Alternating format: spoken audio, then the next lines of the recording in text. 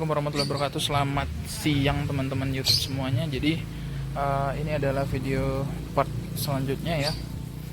Kondisi kolam saya yang keruh seperti ini. Jadi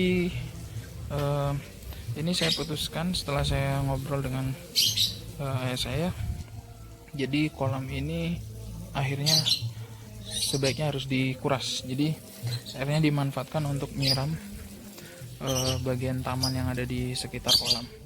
Jadi sekarang yang akan saya lakukan adalah untuk membersihkan bagian si filter ini ya. Jadi mesin ini sudah saya matikan dan airnya udah mulai penuh di sini. Jadi saya akan melakukan pembersihan bagian filter-filter pada setiap chamber. Yang pertama yang harus kita lakukan, kita matikan dulu keran yang ada di sini. Kita matikan dulu. Oke. Karena di sini juga ada stop keran yang saya pasang ya. Nah, ini udah kondisinya udah parah sekali. Sudah tertutup oleh lumut seperti ini. Jadi kalau nggak segera dikuras atau dibersihkan secara manual seperti ini, akan merusak si mesinnya, teman-teman. Jadi karena di sini flow airnya terhambat, maka si mesin akan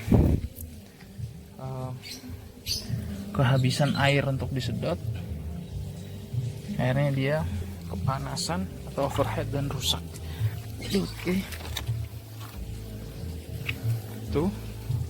Ini sebenarnya kalau kita biarkan ya, dia akan mengendap di dasar, teman-teman. Jadi bagian kotorannya itu seperti itu, dia akan mengendap di dasar. Cuman kalau dibiarkan, nanti dia akan menghambat flow air yang menuju ke chamber ini. Jadi solusinya harus kita bersihkan dulu, kita tutup, kemudian kotoran yang ada di sana kita sedot pakai mesin yang ada di sana, kita buang ke untuk menyiram taman seperti itu. Dan ini kita hidupkan dulu mesinnya ya, untuk ngebuang air supaya air ini bertumpuk ke sana. Dengan cara kita hidupkan mesin yang ada di sini. Oke, sudah hidup. Nah, dia akan kita kuras agar airnya masuk ke dalam kolam, dan nanti air yang ada di kolam digunakan untuk menyiram seperti yang ayah saya lakukan.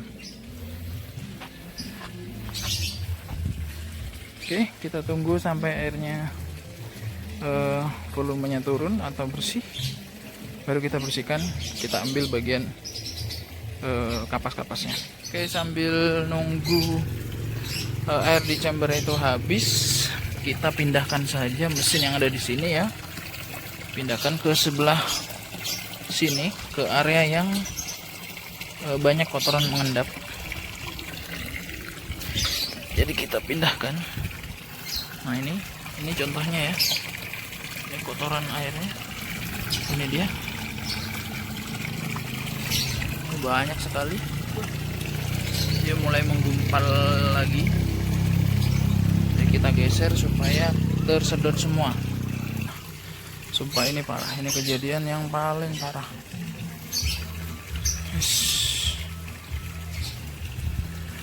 Ini sudah mulai habis ya, teman-teman. Airnya sudah mulai habis, kita cabut lagi. Oke. Kemudian kita bersihkan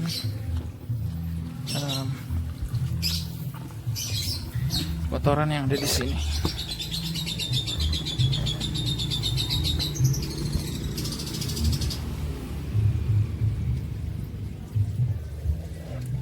Ini dia kotorannya. Ini sudah berapa bulan ya tidak pernah dikuras, mungkin 3 bulan yang lalu terakhir saya kuras. Makanya ini sudah mulai sangat kotor. Oke, kita buang dulu.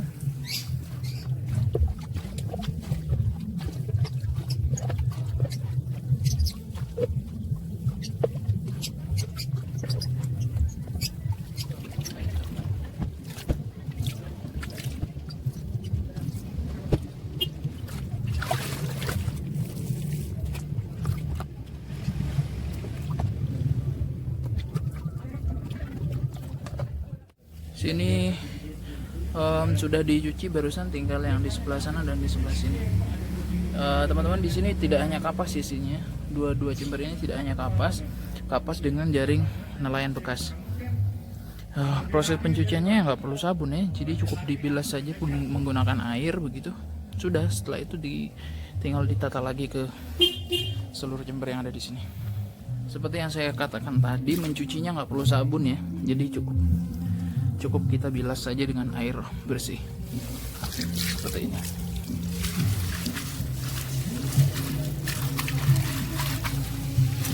Kita guyur saja, tuh dia, kotorannya tebal sekali. Oke teman-teman, ini saya sudah bersihkan ya airnya ya, ada di chamber terakhir, chamber keempat, ketiga, kedua sudah bersih airnya. Tinggal kita bersihkan di chamber pertama. Jadi ini saya langsung ambil dari sini, airnya langsung dibuang. Setelah itu airnya ini sudah setengah habis. Jadi sekarang saatnya saya buka untuk bagian keran yang ke chamber. Kelihatan ya, jadi kotoran yang ada di dasar kolam sebelah sana, dia tersedot naik ke sebelah sini. Oke teman-teman, ini sudah bersih ya. Sambil menunggu air di chamber pertama habis, yang akan kita lakukan adalah memasang kembali PVC atau paralon yang kita lepas tadi ya. Oke, yang harus kita masukkan pertama kali adalah ini, adalah batu zeolit dan karpol atau karbon aktif, arang ya. Kemudian kedua, kita masukkan biobolnya. Sebenarnya biobolnya ini kurang banyak, tapi ini cukup untuk kolam saya. Jadi kita masukkan di sini saja. Oke, kemudian di chamber ketiga, ini chamber yang berisi jaring nelayan bekas, kita masukkan dulu bekas genteng, pecahan genteng seperti ini. Nah, ini sebenarnya tujuannya untuk apa? Tujuannya adalah untuk agar flow air yang masuk ke sini nanti tidak akan terhalang oleh jaring nelayan itu sendiri. Jadi ketika itu kotor, dia tidak akan langsung terhambat atau tersumbat. Jadi mereka akan menyebar melalui sela-sela pecahan genteng. Kemudian berikutnya saya masukkan si jaring nelayannya. Posisinya terserah ya, yang penting rata dan ada sisa ruang untuk air mengalir. Jadi usahakan flow air itu tetap berjalan dengan baik agar tidak tersumbat. Oke, sudah rata seperti ini. Setelah itu kita masukkan kapas akuarium, kapas filter ya. Jadi kapas ini gunanya adalah untuk mencegah kotoran-kotoran halus atau partikel-partikel halus yang mengambang di air. Jadi akan ditangkap oleh si kapas-kapas ini.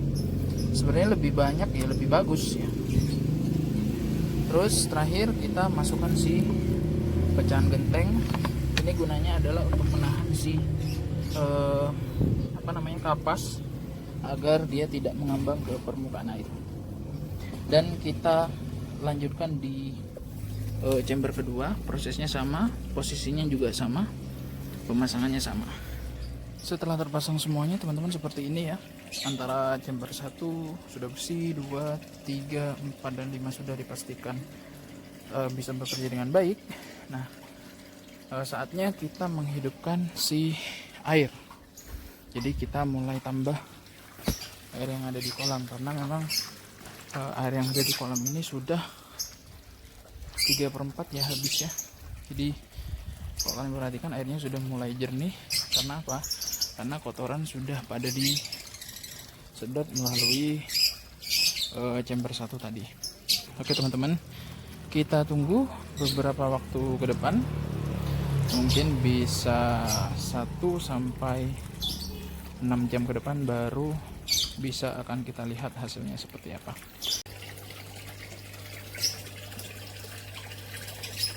Tuh, kotoran mulai tersedot ya teman-teman ya. Dot. Dan ini kotoran yang mengambang atau mengapung. Banyak sekali, luar biasa sekali kotorannya. Dan ikan-ikannya sudah mulai kelihatan. Tinggal menunggu waktu saja. Dan ini merupakan kondisi kolam saya setelah 36 jam, teman-teman. Bisa kalian lihat, ini airnya sudah kembali normal ya, kembali jernih seperti biasanya. Jadi buat teman-teman yang juga mengalami seperti ini tidak perlu panik ya. Yang jelas pikirkan saja cara menanggulanginya bagaimana. Kalau kalian hanya panik saja tanpa melakukan hal yang tepat, ya yang rugi nanti kalian sendiri. Bahkan kasihan ikan-ikannya kalau sampai mereka stres atau bahkan sampai dia mati. Untuk koi-koi saya ini sempat stres juga kemarin kan ya, cuman sudah kembali normal lagi sih kondisinya. Dikasih makan juga sudah mulai lahap lagi.